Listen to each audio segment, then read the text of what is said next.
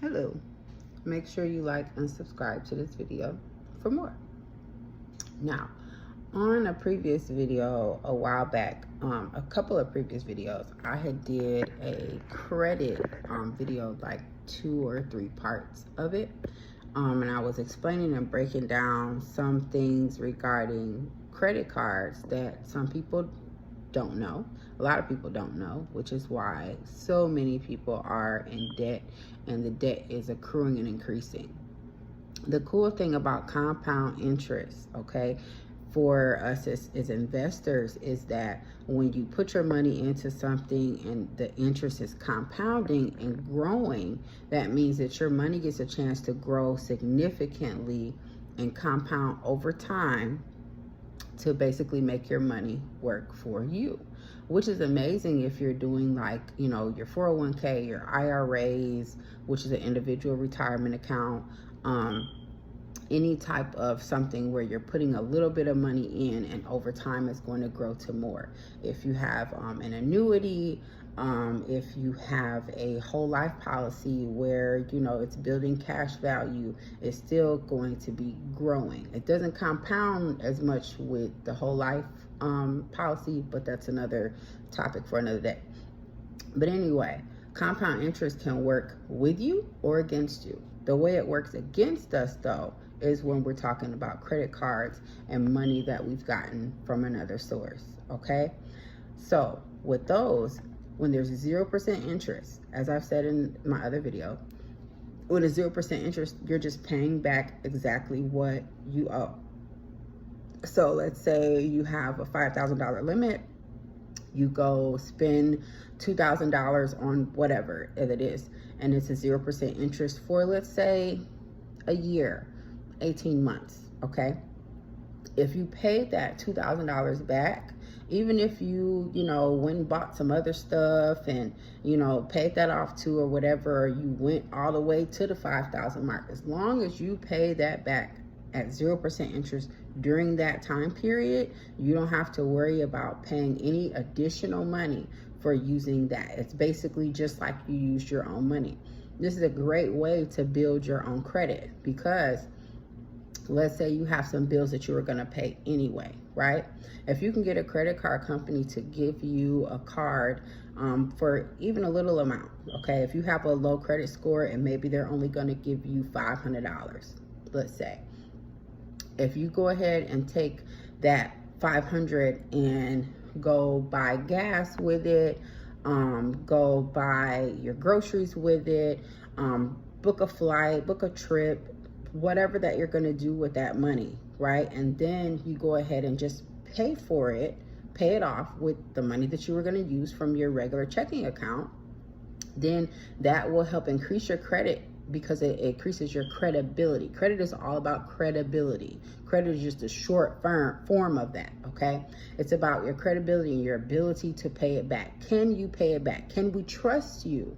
Can we trust your integrity? Can we trust that you're going to run this money back? That's it, pretty much. If you don't pay it within that 0% interest time, what happens is you're paying a penalty for you not paying it back. Think of interest as a penalty. Think about it as like a punishment for you not paying it in that period of time.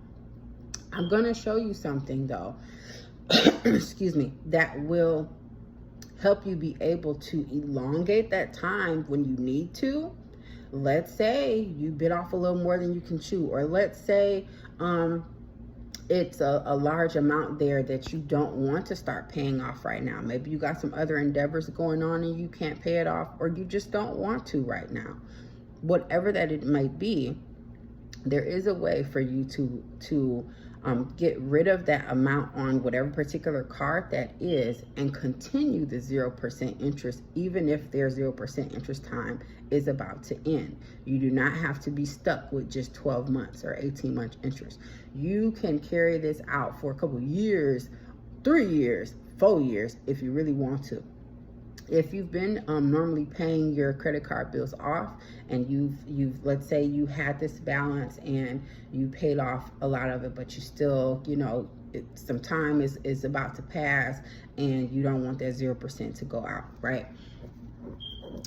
If you've been doing how you should be doing if you've been paying your bills on time. All right, if you've been doing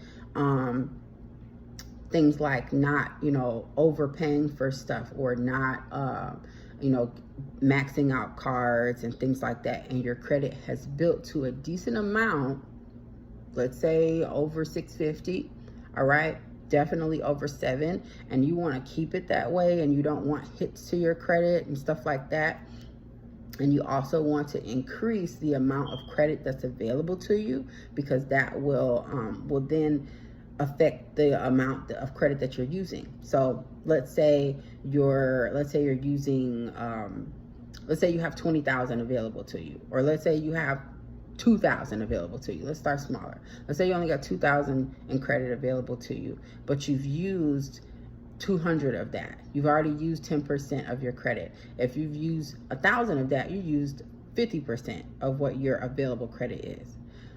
If you go ahead and get another card that say has 2,000 or another 1,000 on there, and you still have kept it at, I only used 1,000, now you have decreased your credit usage because you've increased how much credit is available to you. Okay, so this twofold it still works for you. It does not work against you.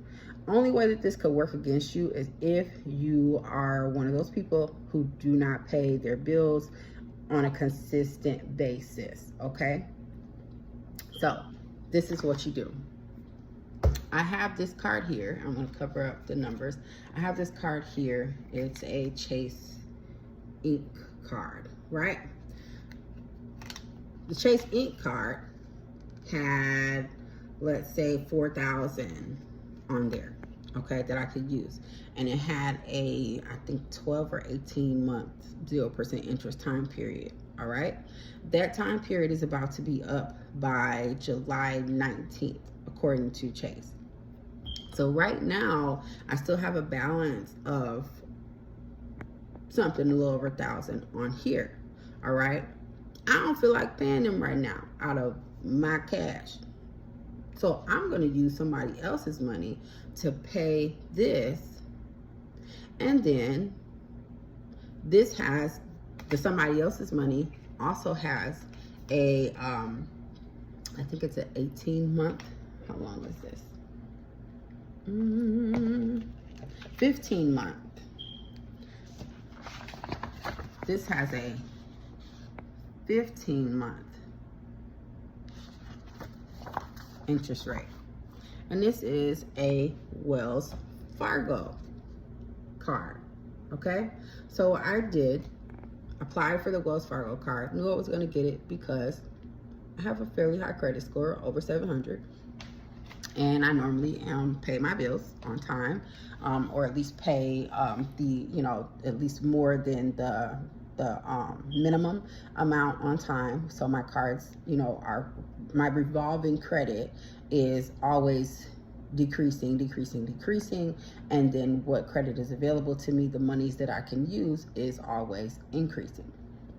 What I do, once that 0% interest time is about to be out, if I have not finished paying off the card, because of the fact that I have no interest in paying interest, I don't want to pay no penalties. For what?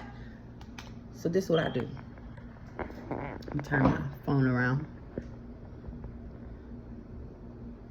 So I balance transferred that amount to Wells Fargo. I don't know how well you can see that, but I balance transfer over to my Wells Fargo account. So this will now be at 0, okay? This will now be at 0. And the balance will go over to here. What you want to make sure of, though, is that if you have a card that you have balance transferred something to, do not, I'm gonna say this again, do not make purchases with it, because at the end of the day, you're using this to pay down a bill, okay? if you start making purchases with it and mixing what you're doing, this balance will possibly end up getting higher than what you maybe can handle within that 12-month, 15-month, 18-month period. Okay, so if it's, say, $1,000, you know you can pay $100 a month to get that down in less than a year. Great, awesome, do it. But if you use this card and go, I'm gonna go shopping, I'm gonna do this, I'm gonna go do that, you better make sure that you're doubling up on making those payments again before this time period is over, or else you will have to do this process again. Okay, and if you have charged way too much and haven't been paying it, it might have affected, 9 times out of 10 it will end up affecting your credit score and your credit history and your ability to pay and what that looks like. And it might be harder for you to go ahead and be able to get a new card and do this again, or do the rinse and repeat. Okay, you don't want to have to rinse and repeat too much, but if you ever need to or have to or want to, this is a great way to do it and to mitigate you having to pay any interest. So again, if you have a card, you don't like the balance on that card, you ain't trying to pay that off, you don't feel like paying that right now, 0% interest is about to go out, bam, sign up for another one and do a balance transfer. I used to work for a company years ago. Excuse me, it was called, what was it? I think it was called West Communication back in the day. And then it changed to another name. Basically, it was like an outsourced call center. And one of the clients that they had was like a credit card company. And I want to say it was more than one. It was like several card companies. Let's say they had Chase and Wells Fargo, for example. Or I know for sure they had, I know for sure there was Chase. It was something else too. But anyhow, back then I didn't have any credit cards. I just knew that you get up, you go to work, you pay your bills, and you go home. You know, if you can't do something right at the time, you can't afford it, or you can't invest in something right then. I didn't understand using other people's money to do nothing. Okay, I had always been told, like, if you can't afford it, if you can't buy it, then don't get it. If you can't pay cash, don't get it, or whatever. And that's not a bad thing to think, but that will keep you kind of small depending on how much you actually make. Okay, so I learned through doing those calls with different people that people balance transfer and use credit cards all the time. Now, granted, some of those people might not have been the most financially savvy, might not have been doing the best thing with their money, I don't know, but there was a lot of situations where I would see people that, you know, you could look at their account, like sometimes we could see their bank account and their credit account, just depending on what, you know, line we were on. And these were people with money. These are people that you would think like, oh, you got the money, you can just go pay this. No. Them people, and let me tell you, by how they sounded, a lot of them people didn't look like me, okay? This is something that in the Black community, we don't talk about, we don't know about. We're not, no one teaches us about this. You know, a lot of our family members and stuff might not know that the power of using someone else's money. And you don't have to empty out your savings. You don't have to empty out, you know, part of your 401k. You don't have to empty out anything in order to try to hurry up and pay a bill so that you're not in debt, or it doesn't look like you're in debt. You don't got to do that. You don't have to try to hurry up and pay certain stuff because of you worried about creditors. No. Them people would be calling and saying, I want to put $5,000. I want to apply for this new card. They would apply for it, get approved. Say the approval amount was $8,000. Right after that, we would finish their approval. Then we would take them through the disclosures, you know, read off everything to them, and then we'll give them opportunity to do a balance transfer. And with the balance transfer, like what I just did, they could take some account that they have been paying down on, or whatever their situation is, and balance transfer it or move it over to this new account where there's 0% interest for 12 months, 15 months, 18 months. Some cases you might find one for 21 or 24 months. The best I found was 24 months. Those are rare, and you usually are not going to get that until your credit score is fairly high, but you can get there. These people would balance transfer immediately. Sometimes they'll be transferring and eating up the whole new amount, but still they using somebody else's money to pay this off. And since they've increased what credit is available to them, they have now kind of changed their debt to income ratio, because of the fact that it looks like you owe less. Okay, now scrutinizing it for real, your debt to income is still the same. If, let's say, I owe 10,000 and I only made this much, well, if I balance transfer, I still owe 10,000. The cool thing though is that you are not compounding on that. You're not adding anything to that. Okay, so if your debt to income ratio wasn't looking good before, you can guarantee it's gonna look crazy after you allow something to accumulate interest. Okay, so it's not that they were depleting or deleting their debt to income ratio, but they're making it easier to get it down. Okay, so this is why balance transferring is so important. Make sure that you always do your research. Make sure that you read those disclosures. So when they send you this type of stuff, in the mail, after you've applied for it, after you've received it, make sure you keep that. This came with like some other literature too. Make sure you read that. Even if you, just read most of it, is better than not reading anything. This came with like a whole little booklet and stuff, but this is not just what you want to read. You want to read through that too, but you want to read this stuff. This shit right here. Important disclosures. This is going to tell you a lot. 2% cash rewards are earned for every dollar spent in net purchases. Purchases minus returns credit on the credit card account. ATM transactions, cash advances of any kind, balance transfers, super checks, cash equivalents, casino gaming chips, wire transfers, monthly or annual fees, late fees, fees or interest posted to a linked account, including but not limited to return payment fees, lottery tickets, bets, or wagers transmitted over the internet. Let's see, balance transfers. This is letting you know that it's just purchases that allow you to get the 2% cash rewards back. So there's a bunch of other points on here with terms and conditions, and then there's like a booklet.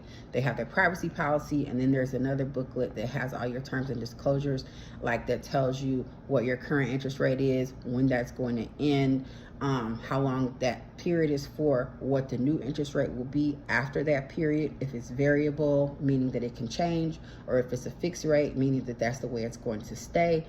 There's a whole bunch of different things for you to read when you get it. So make sure that you read this part. That's important, okay? But like I said, balance transfer if you can, because you want to use somebody else's money, not yours, okay? And in the meantime, after you balance transfer, figure out even another way to use somebody else's money to even pay that off. All right? Okay. Make sure you have a wonderful, beautiful, lovely day, and like and subscribe. Free game. Bye.